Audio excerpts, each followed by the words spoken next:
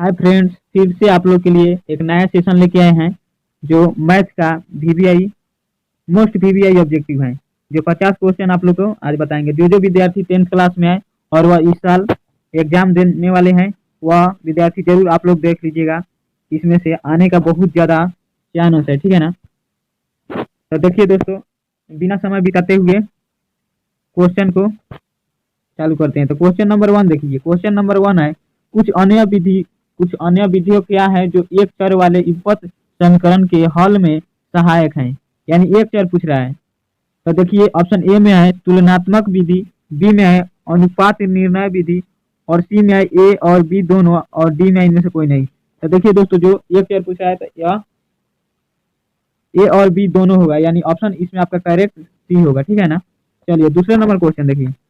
दूसरा number question है, निम्नलिखित में कौन परिमेय संख्या है। यानी कह रहा है निम्नलिखित में कौन परिमेय संख्या है। तो इसमें देखिए, निम्नलिखित में कौन परिमेय संख्या है। तो इसमें देखिए, रूट अंडर 16/25, यानी इन दोनों का वर्गमूल निकल जाएगा। इसका निकालिएगा 16 का, तो रूट से निकालिएगा तो 4 होगा, और इसका 5 होगा, यानी 4/5 होगा। यानी ऑप्शन इसमें करेक्ट आपका सी होगा। चलिए 3 नंबर क्वेश्चन है, दो परिमेय संख्याओं के बीच अधिकतम कितनी संख्याएं हो सकती हैं। यानी कह रहा है दो परिमेय संख्याओं के बीच, यानी दो परिमेय संख्याओं के बीच पूछ रहा है, दो परिमेय संख्याओं के बीच अधिकतम कितनी संख्याएं हो सकती हैं। तो अनंत हो सकती है। ऑप्शन इसमें करेक्ट आपका डी होगा। चलिए चौथा नंबर क्वेश्चन देखिए। चौथा नंबर क्वेश्चन है, संख्या संख्या 0.32 और ऊपर रेखनी दिया है को p/q के रूप में जहाँ p q पूर्णांक है, तो p = 0 लिखा जा सकता है।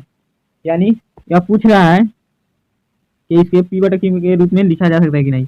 तो इसका आपका करेक्ट ऑप्शन जो होगा, जो आपका इसको जब आप p/q के रूप में बदलिएगा, तो इसका करेक्ट ऑप्शन आपका 29/90 होगा। यानी ऑप्शन इसमें करेक्ट आपका बी होगा। चलिए 5वां नंबर क्वेश्चन देखिए। 5वां नंबर क्वेश्चन है,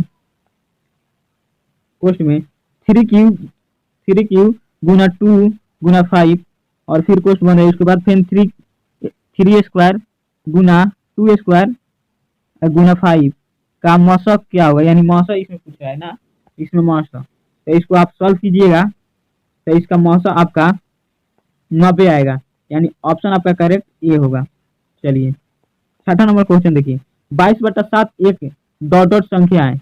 यानी जो 22/7 है वह डॉट डॉट संख्या है। तो 22/7 एक परिमेय संख्या है। ऑप्शन इसमें करेक्ट आपका ए होगा। चलिए 7वां नंबर क्वेश्चन देखिए। 7 नंबर क्वेश्चन देखिए, त्रिघात बहुपद का सबसे व्यापक रूप है। यानी इसमें पूछ रहा है त्रिघात बहुपद का व्यापक रूप पूछ रहा है। यह क्वेश्चन पूछता है त्रिघात बहुपद का व्यापक रूप पूछ रहा है। तो देखिए a³ + bx² + cx + d, option इसमें आपका करेक्ट सी होगा।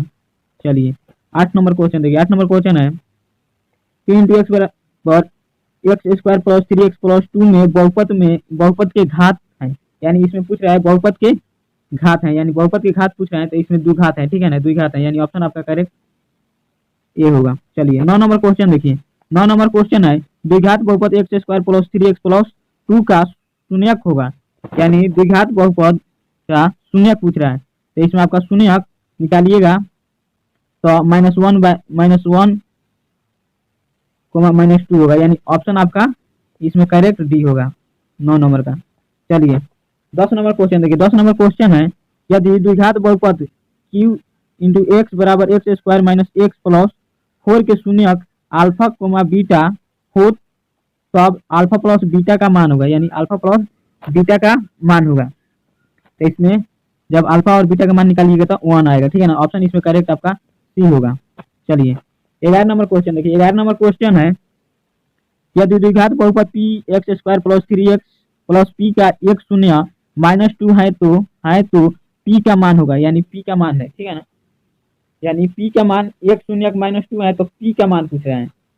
तो इसमें आपका जो p का मान होगा वह 6/5 होगा। ऑप्शन इसमें करेक्ट आपका ए होगा।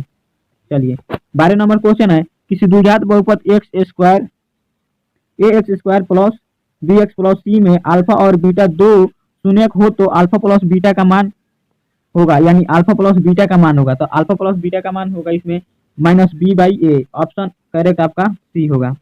चलिए 13 नंबर क्वेश्चन देखिए। 12 नंबर हो गया। 13 नंबर क्वेश्चन देखिए। 13 नंबर क्वेश्चन है, देखिए दोस्तों 13 नंबर क्वेश्चन है के किस मान के लिए रैखिक समीकरण युग्मक 2x माइनस वाई माइनस 3 बराबर 0, 7y माइनस 5 बराबर 0 का एकमात्र हल x बराबर 1 और y के बराबर -1 है। इसका हल आप कीजिएगा, तो इसका हल आप कीजिएगा तो 6 आएगा, ठीक है ना। ऑप्शन इसमें करेक्ट आपका सी होगा। चलिए 14 नंबर क्वेश्चन देखिए। 14 नंबर क्वेश्चन है, 14 नंबर क्वेश्चन देखिए। 14 नंबर क्वेश्चन है, दिए गए दो चर वाले रैखिक समीकरण A X plus B Y plus C बराबर 0 में ए बराबर 0 हो तो y के मान होंगे। तो इसमें ए बराबर 0 हो तो y के मान होंगे, यानी इसमें पूछ रहा है y के मान, तो y के मान माइनस सी बाई बी होगा। ऑप्शन इसमें करेक्ट आपका ए होगा।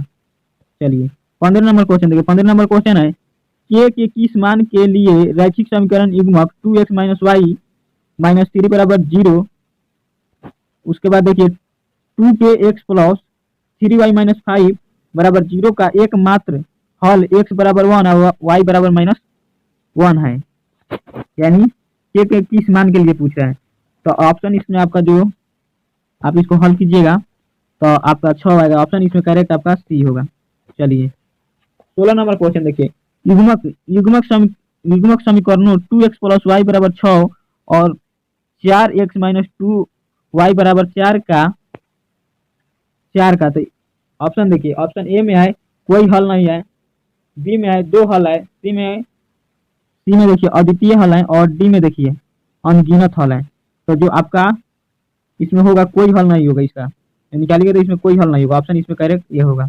चलिए 17 नंबर क्वेश्चन देखिए। यदि x बराबर √7 प्लस 4 √3 तो x प्लस 1/x बराबर क्या होगा, 1/x बराबर क्या होगा।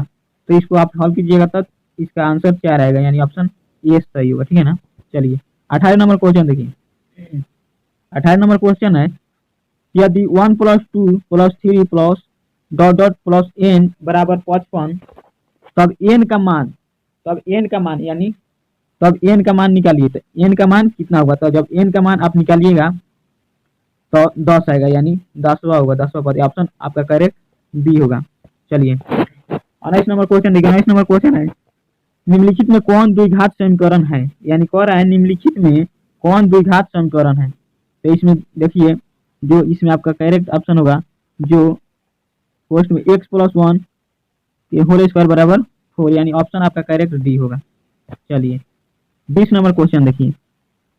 20 नंबर क्वेश्चन है, के किस मान के लिए समीकरण k minus 12 ix square plus 2 into के माइनस 12 फिर x प्लस 2 बराबर 0 के मूल वास्तविक और समान है। मूल वास्तविक और समान है। तो इसको जब निकालिएगा तो आपका 14 आंसर आएगा। ऑप्शन आपका करेक्ट बी होगा। चलिए 21 नंबर क्वेश्चन है, यदि द्विघात समीकरण p इंटू एक्स बराबर 2x square plus 3x minus 4 बराबर 0 के शून्यक अल्फा तथा बीटा हो तो अल्फा प्लस बीटा का मान होगा। अल्फा तथा बीटा हो तो अल्फा प्लस बीटा का मान होगा, तो वह होगा -3/2, यानी ऑप्शन आपका करेक्ट डी होगा। 22 नंबर क्वेश्चन देखिए। 22 नंबर क्वेश्चन है, समांतर श्रेणी 2 4 6 8 10 12 14 16 18 20 के दिए पदों का योगफल बताएं, यानी इसका योगफल पूछा है।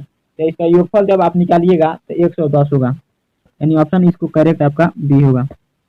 चलिए 23 नंबर क्वेश्चन है, समांतर श्रेणी 1, b, 3, 4, 3, 7, 10 डॉट का 18वें पद का मान क्या होगा, यानी इसमें पूछ रहा है 18वें पद का मान क्या होगा। तो जब इसमें 18वें पद का मान निकालिएगा तो आपका 52 आएगा, यानी ऑप्शन आपका करेक्ट डी होगा। चलिए 24 नंबर क्वेश्चन है। 24 नंबर क्वेश्चन है, एपी 3, 13, 23 डॉट का सर्व अंतर क्या है, यानी सर्व अंतर इसमें पूछा है। एपी का मान निकालिएगा तो इसमें आपका जो निकालिएगा तो आपका 10 आएगा। ऑप्शन इसमें करेक्ट आपका सी होगा। चलिए 25 नंबर क्वेश्चन है, एपी का पहला पद 2 और सर्व अंतर 3 हो तो 8वां पद होगा, यानी पहला पद दे दिया है 2 और सर्वांतर 3 हो तो 8वां पद पूछ रहा है, यानी 8वां पद पूछ रहा है, तो 8वां पद आपका 23 होगा, यानी ऑप्शन आपका करेक्ट सी होगा। चलिए 26 नंबर क्वेश्चन देखिए अब। 26 नंबर क्वेश्चन 26 नंबर क्वेश्चन है, समबाहु समबाहु त्रिभुज एबीसी में त्रिभुज समबाहु त्रिभुज एबीसी में एडी लंब बीसी, तब 4AD स्क्वायर बराबर क्या होगा, यानी 4AD स्क्वायर बराबर क्या होगा, तो जो आपका होगा वह 3AB स्क्वायर होगा। ऑप्शन इसमें करेक्ट आपका ए होगा। चलिए 27 नंबर क्वेश्चन है, दो समबाहु त्रिभुज के कोण बराबर है तथा उनके क्षेत्रफलों का अनुपात 16:25 है, 16:25 है। उनके ऊंचाई का अनुपात क्रमशः है, यानी इनके ऊंचाई के अनुपात पूछा है, तो इनका ऊंचाई का अनुपात 4:5 होगा। क्या यानी 16 का वर्ग निकालेंगे तो 4 होगा और 25 का निकालेंगे तो 5 होगा, यानी ऑप्शन आपका करेक्ट ए होगा। चलिए अब 28 नंबर क्वेश्चन देखिए, थोड़ा जूम कर दे रहे हैं। 28 नंबर क्वेश्चन देखिए। 28 नंबर क्वेश्चन है, समरूप त्रिभुजों के क्षेत्रफलों का अनुपात उनके भुजाओं के पूछा है, उनके भुजाओं के, तो इसमें वर्ग के अनुपाती हैं, यानी ऑप्शन आपका करेक्ट सी होगा। चलिए 29 नंबर क्वेश्चन देखिए। 29 नंबर क्वेश्चन है, त्रिभुज एबीसी में कोण ए बराबर 90 डिग्री, ए बी बराबर 5 सेंटीमीटर और ए सी बराबर 12 सेंटीमीटर तथा एडी लंब बीसी, तो एडी क्या है, यानी एडी पूछ रहा है, तो जो आपका एडी होगा वो 60/13 cm होगा। ऑप्शन आपका करेक्ट सी होगा। चलिए 30 नंबर क्वेश्चन देखिए। 30 नंबर क्वेश्चन है, बिंदु कोष्ठ में -4,3 की स्थिति किस पद में है, यानी किस पद में पूछ रहा है, किस पद में है। ऑप्शन इसमें जो आपका होगा वो आपका द्वितीय पद में होगा, यानी क्या है, माइनस तो प्लस है ना, यानी माइनस उसके बाद प्लस, हाँ तो यह द्वितीय पद में आता है, यानी ऑप्शन आपका करेक्ट बी होगा।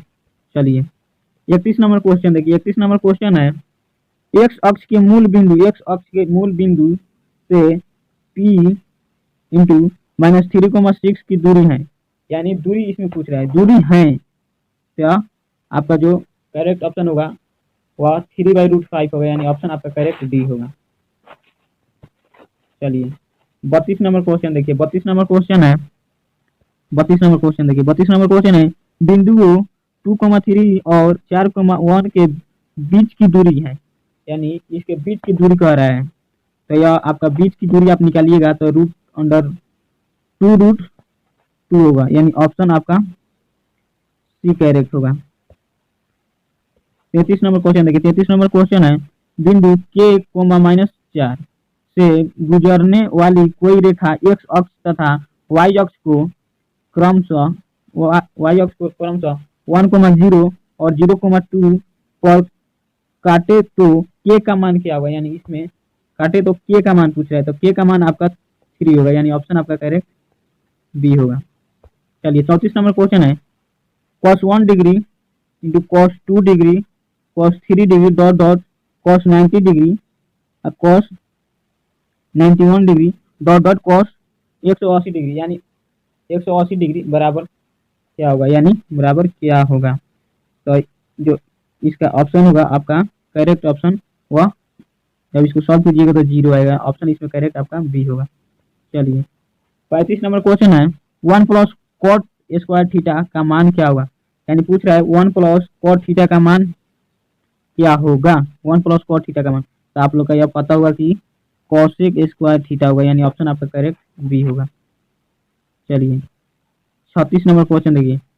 10 5 degree into 10 13 degree into 10 77 degree into 10 85 degree का मान है, यानी 10 85 डिग्री का मान पूछ रहे हैं, तो आपका 85 डिग्री का मान 1 होगा, यानी ऑप्शन आपका करेक्ट बी होगा।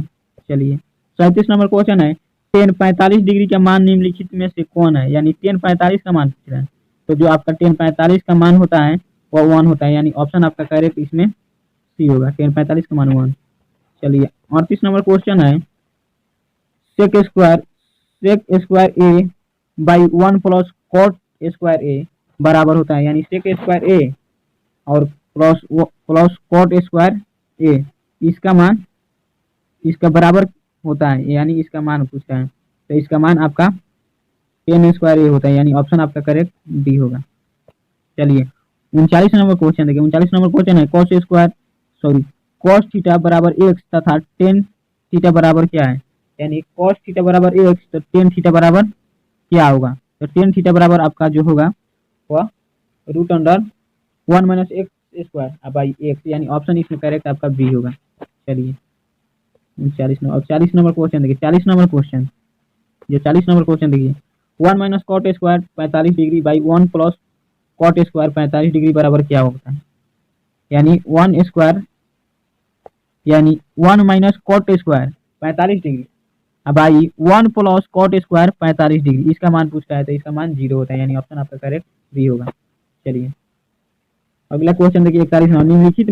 निम्नलिखित में किसका मान 1/√3 के बराबर है, यानी 41 नंबर क्वेश्चन है। निम्नलिखित में किसका मान 1/√3 के बराबर है, 1/√3 के बराबर है, तो वह 30 डिग्री के, यानी ऑप्शन आपका करेक्ट सी होगा। चलिए 42 नंबर क्वेश्चन देखिए। 42 नंबर क्वेश्चन है एक हवाई जहाज जमीन से 30 डिग्री कोण पर उड़ता है। एक हवाई जहाज है वह, सॉरी क्वेश्चन कहाँ है, देखिए क्वेश्चन है एक हवाई जहाज जमीन में 30 डिग्री कोण पर उड़ता हुआ 184 मीटर की दूरी तय करता है। हवाई जहाज की ऊंचाई क्या होगी, यानी हवाई जहाज की ऊंचाई क्या होगी। तो जो आपका हवाई जहाज की ऊंचाई होगी वह आपका 92 मीटर, यानी ऑप्शन आपका करेक्ट बी होगा, यानी ऑप्शन आपका करेक्ट बी होगा। चलिए 43 नंबर क्वेश्चन देखिए। सरल रेखाएं x बराबर 2 तथा y बराबर -2 है। सरल रेखाएं x बराबर 2 तथा y बराबर -2 है, तो इसका मान पूछा है, तो यह आपका एक दूसरे के लंबवत है, यानी ऑप्शन आपका ये करेक्ट होगा। चलिए 44 नंबर क्वेश्चन देखिए। 44 नंबर क्वेश्चन है यदि एक मीनार के, यह क्वेश्चन बहुत मोस्ट बीबी है, यदि एक मीनार के पद से 100 मीटर की दूरी स्थित बिंदु पर मीनार का उन्नयन कोण 60 डिग्री है तो मीनार की ऊंचाई है, तो इसका मीनार की ऊंचाई पूछ रहा है। तो मीनार की ऊंचाई आप निकालिएगा तो 100 √3 होगा, यानी 100 × √3 मीटर, यानी ऑप्शन आपका करेक्ट ये होगा। चलिए 45 नंबर क्वेश्चन देखिए। 45 नंबर क्वेश्चन है पीटी तथा पीएस दो स्पर्श रेखाएं ओ केंद्र वाले वृत्त पर इस प्रकार है कि कोण टीपीएस बराबर 65 डिग्री, तो कोण ओटीएस बराबर क्या होगा, यानी कोण ओटीएस बराबर क्या होगा, ओटीएस बराबर क्या होगा, तो आप निकालिएगा तो 32.5 डिग्री होगा, यानी ऑप्शन आपका करेक्ट बी होगा। चलिए 46 नंबर क्वेश्चन देखिए। किसी बाह्य बिंदु से वृत्त पर कितनी स्पष्ट रेखाएं खींची जा सकती हैं, यानी बाहर से वृत्त पर कितनी स्पष्ट रेखाएं खींची जा सकती हैं, तो मात्र 2 आप खींच सकते हैं, ऑप्शन आपका करेक्ट सी होगा। चलिए 47 नंबर क्वेश्चन है 28 सेंटीमीटर त्रिज्या वाले वृत्ताकार तार को मोड़कर एक वर्ग बनाया गया है, यानी कह रहा है 28 सेंटीमीटर त्रिज्या वाले वृत्ताकार तार को मोड़कर एक वर्ग बनाया गया है, तो वर्ग की भुजा की लंबाई होगी, यानी वर्ग बनाएगा तो वर्ग की भुजा की लंबाई पूछ रहा है, तो आपका वर्ग की भुजा की लंबाई 44 सेंटीमीटर होगा, यानी ऑप्शन आपका डी करेक्ट होगा। चलिए 48 नंबर क्वेश्चन है दो वृत्तों की त्रिज्याएं क्रमशः 8 cm तथा 6 cm है। उस वृत्त की त्रिज्या होगी जिनकी परिधि इन दोनों वृत्तों के परिधियों के योग के बराबर है, यानी ये दोनों वृत्त है वो इनके परिधियों का योग के बराबर है, तो आपका इसमें जो निकालिएगा तो आपका 8 6 14, यानी आपका ऑप्शन करेक्ट होगा 14 सेंटीमीटर, ऑप्शन आपका करेक्ट इसमें सी होगा। चलिए 49 नंबर क्वेश्चन है लघु त्रिज्या खंड का क्षेत्रफल निम्न में से लघु त्रिज्या खंड का क्षेत्रफल निम्न में से कौन है, जबकि कौन थीटा और त्रिज्या आर है, कौन थीटा है और त्रिज्या आर है। तो इसमें जो आपका करेक्ट ऑप्शन होगा जो theta by 360 into pi R square, option आपका करेक्ट सी होगा। चलिए 50 नंबर क्वेश्चन देखिए, लास्ट क्वेश्चन है जो 50 नंबर क्वेश्चन है। त्रिज्या खंड के चाप की लंबाई है, यानी इसमें कह रहा है त्रिज्या खंड की चाप की लंबाई है। तो त्रिज्या खंड की चाप की लंबाई थीटा बाई 360 गुना 2 पाई आर, यानी ऑप्शन आपका करेक्ट सी होगा। तो दोस्तों आज आप सभी को 50 क्वेश्चन मोस्ट वीवीआई बता दिए, ठीक है ना। तो आप लोग इसे जरूर देखिएगा और आप लोग से यही हम कहना चाहते हैं कि अगर आप लोग को यह सेशन अच्छा लगा होगा, या वीडियो अगर आप लोग को अच्छा लगा होगा तो जरूर अपने दोस्तों के पास ज़्यादा से ज़्यादा शेयर कीजिए, और अगर आप नए चैनल पर आए हैं तो जरूर सब्सक्राइब कीजिए और लाइक भी कीजिए। तब तक दोस्तों फिर से आपसे मिलते हैं अगले सेशन में।